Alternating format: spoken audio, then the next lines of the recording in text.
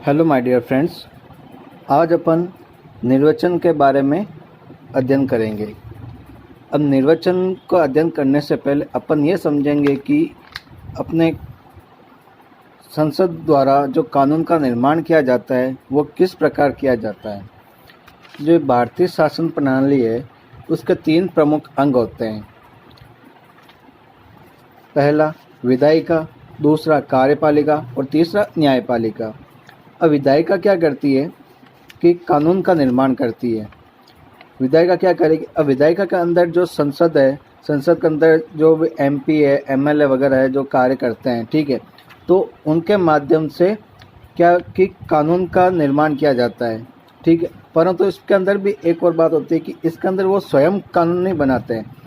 इनके अंदर जो प्रशासनिक अधिकारी होते हैं, जो एडमिनिस्ट्रेटिव सर्विस के अंदर जो काम करने वाला, जो विधिक का नॉलेज रखते हैं, विधिक का ज्ञान रखते हैं, उनके माध्यम से क्या है कि कानून बनाया जाता है। तो वो क्या करते हैं कि प्रशासनिक अधिकारी क्या करेंगे कि कानून का निर्माण करेंगे, ठीक है। और जो जैसे ही कानून का निर्माण उनके द्वारा हो जाएगा तो वो क्या करेंगे, एमपी एमएलए को सौंप देंगे, ठीक है। और फिर वो क्या करें, संसद के अंदर आके वो क्या करते हैं, उसको लागू कर देंगे, ठीक है। इसी माध्यम से जब विधायिका ने तो कानून बना दिया, अब उसके बाद में क्या जो कार्य होगा वो क्या होगा, कार्यपालिका का होगा। कार्यपालिका क्या करेगी, जो विधायिका ने कानून बनाए, ठीक है, वो उनको जनता के लिए लागू करेगी, यानी जनता के समक्ष प्रस्तुत करेगी, भई ये जनता को कानून लागू कर देगी। यानी जो इम्प्लीमेंट का काम होगा वो कौन करेगी, कार्यपालिका करेगी, ठीक है। अब विधायिका ने कानून बना दिया और कार्यपालिका ने इसको जनता के लिए लागू कर दिया। अब इन दोनों के बीच में मतलब जो कानून बनाया है और कानून को लागू किया है, इनका जांच करने का काम क्या कौन करेगी, वो न्यायपालिका करेगी। तो न्यायपालिका क्या करेगी कि विधायिका द्वारा बनाए गए कानून का आज से सही है या नहीं है उसका भी जांच करेगी, और कार्यपालिका द्वारा विधायिका के द्वारा बनाए गए जो भी कानून है वो सही तरीके से इम्प्लीमेंट किए गए हैं या नहीं है, उनको लागू अच्छी तरह से किए या नहीं किए, उनका भी वो जांच करेगी, ध्यान रखेगी। यानी अपन एक शॉर्ट में कह सकते हैं कि इन सब के कार्य जो काम कर रही है विधायिका और कार्यपालिका, इनका जांच करने का काम कौन करेगी, न्यायपालिका करेगी। अपन यह भी कह सकते हैं कि जो चेक एंड बैलेंस का काम है वो न्यायपालिका करती है, ठीक है। समझ में आएगा यहाँ तक? तो अब बात करते हैं कि निर्वचन होता क्या है।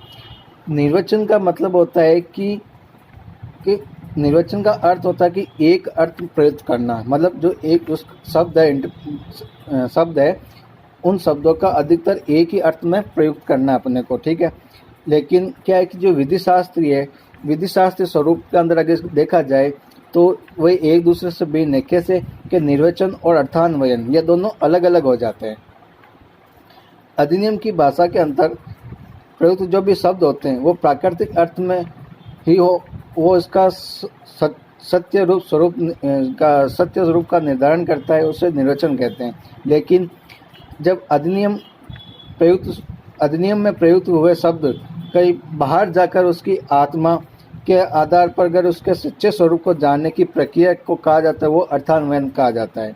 यानी एक शॉर्ट में अपन समझे तो है कि भाई जो अधिनियम की भाषा के अंदर जो भी प्रयुक्त शब्द हुए हैं वो प्राकृतिक अर्थ में उसका सत्य स्वरूप का निर्धारण करना निर्वचन कहलाएगा, और अधिनियम में प्रयुक्त हुए शब्द को कहीं बाहर जाकर उसकी आत्मा के आधार पर उसके सच्चे स्वरूप को जानने का जो भी अपन काम करते हैं या प्रक्रिया होती है उसको कहेंगे अर्थान्वयन, ठीक है।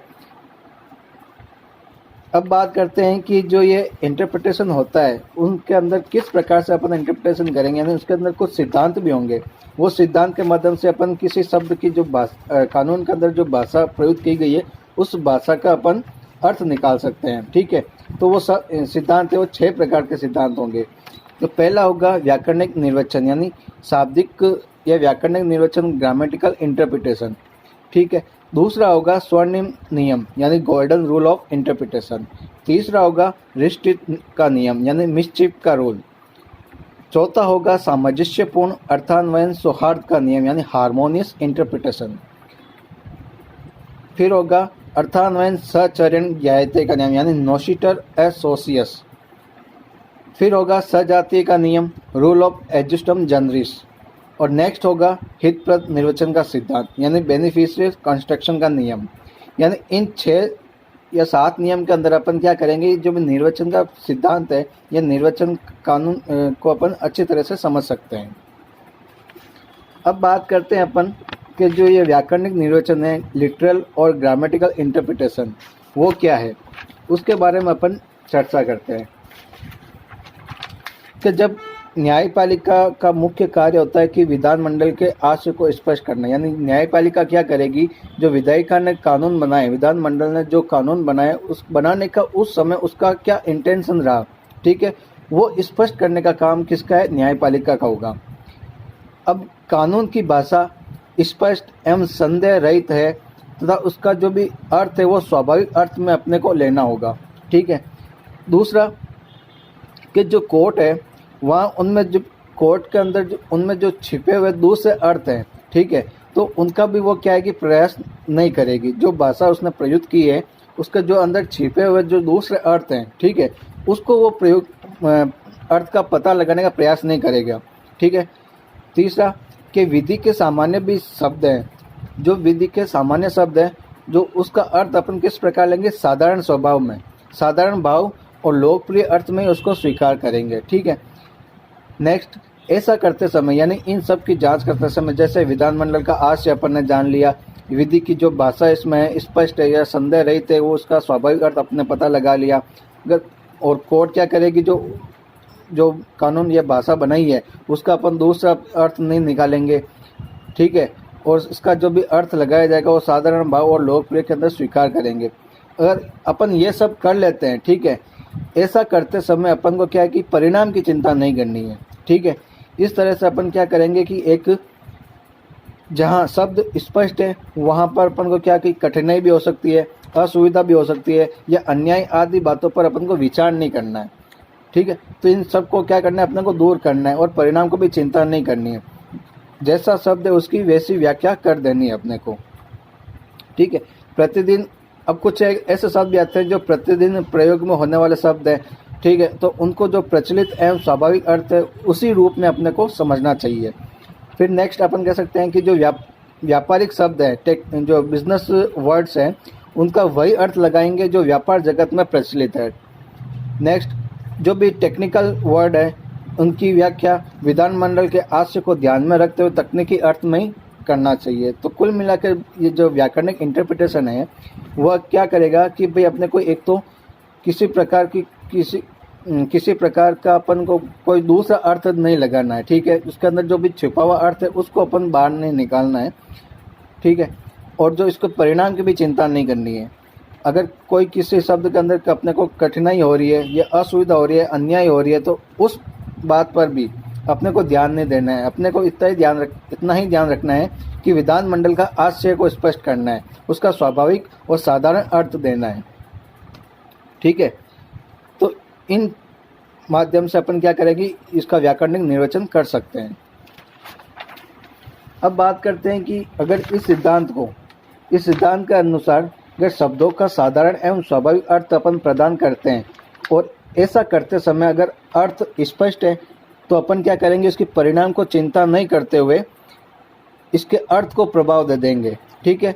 और जो कोर्ट का प्रमुख कर्तव्य होगा वो क्या होगा कि विधानमंडल का जो आशय है उसको स्पष्ट करना। क्योंकि विधानमंडल ने अपने आशय को शब्दों के माध्यम से अभिव्यक्त करेगी, ठीक है। जो भी विधानमंडल का आशय होगा वो किस प्रकार से अभिव्यक्त करेगी, शब्दों के माध्यम से करेगी, कानून बनाकर करेगी, ठीक है। अतः जहाँ शब्द सुस्पष्ट है वहाँ कोर्ट का यही कर्तव्य होगा कि वह उस भाषा का प्रभाव प्रदान करे, न कि उसके निर्वचन का परिणाम को ध्यान में रखे। मतलब कोर्ट का इतना ही काम होगा या इतनी ही ड्यूटी होगी उसकी कि वह जो उस भाषा, जो कानून के अंदर जो भाषा प्रदान की गई है उसका जो प्रभाव है वो प्रदान न करके उसके निर्वचन का परिणाम को ध्यान में रखे, ठीक है। इसी प्रकार कोर्ट द्वारा तकनीकी शब्दों के तकनीकी अर्थ में ही उसका अर्थ दिया जाएगा, ठीक है। अगर कोई भी ऐसा का टेक्निकल वर्ड आ गया है कानून के अंदर तो उसका टेक्निकल अर्थ में ही उसको समझा जाएगा। यह निर्वचन का प्रथम एवं सुरक्षित नियम माना जाता है, ठीक है। इसके अंदर एक केस भी आया था जो था कि मकबूल हुसैन वर्सेज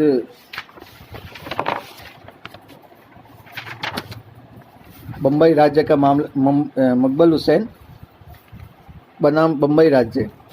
इसमें क्या था कि जो एक अपीलार्थी था वो क्या है कि हवाई अड्डे के ऊपर अघोषित जो सोना होता है उसके साथ वो पकड़ा गया। ठीक है, तो वो क्या है कि उसको पकड़ तो लिया। अब उसको पकड़ते क्या है, उसका जो भी उसके पास सोना था वो उसके सोना को क्या करते हैं, उसको जब्त में कर लिया। ठीक है, वो सागर सीमा शुल्क अधिनियम 1878 की धारा 167 के अधीन जो उसके पास सोना था उसको क्या कर लिया, उसके पास से उसको जब्त कर लिया। फिर अब जो उसके पास विदेशी मुद्रा या विनिमय अधिनियम 1947 की धारा 18 के अंतर्गत इसका मामला भी दर्ज करवा दिया। तो उसने ये तर्क दिया, जो अपीलार्थी था उसने तर्क दिया है कि सोना जो मेरे पास सोना था उसको तो आपने पहले से ही जब्त कर लिया, उससे पहले ही मुझे दंडित कर दिया गया है। ठीक है, अतः आप जो ये 1947 के अधिनियम के अंतर्गत जो उसका परीक्षण कर रहे हो, ठीक है, वो संविधान का जो आर्टिकल अपना 20 क्लॉज 2 है उसके विपरीत कहता है। ठीक है, क्यों? तब सुप्रीम कोर्ट ने अपना एक तर्क दिया, तर्क को अमान्य करते हुए उसको सागर सीमा शुल्क अधिनियम के अंतर्गत की गई कार्य प्रशासकीय कार्रवाई है, न कि न्यायिक कार्रवाई, यानी दोनों अलग अलग है। जो ये काम किया सागर शुल्क सीमा अधिनियम के तहत उसको जो कार्रवाई की गई वो प्रशासकीय है। अब जो इसको मुद्रा विनिमय अधिनियम के तहत उसको दंडित किया जाएगा वो एक न्यायिक कार्रवाई के अंदर आएगा। अतः 1947 के अंतर्गत जो न्यायिक अभियोजन है वो वैध माना जाएगा। तो इस प्रकार अपन कह सकते हैं कि भाई इंटरप्रिटेशन इसका जो अर्थ है वो शाब्दिक एवं सरल अर्थों में समझना चाहिए।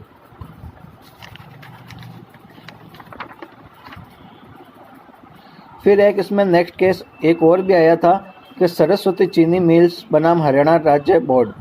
इसके अंदर यह निर्धारित किया कि जो जल प्रदूषण निवारण एवं नियंत्रण उपकरण अधिनियम 1977 में जो उसके अंदर शब्द प्रयुक्त हुआ था वो वेजिटेबल को आम अर्थ में लिया गया। अतः जो वेजिटेबल है वो गन्ना वेजिटेबल नहीं है। इस प्रकार गन्ने से चीनी बनाने के उद्योग एवं शीरा के शराब बनाने वाले उद्योग इस श्रेणी में नहीं आते हैं, अतः उन पर उपकर लगाया जा सकता है। मतलब कहा कि भाई जो विधि का जैसा स्वरूप है उसी प्रकार उसका निर्वचन किया जाना चाहिए।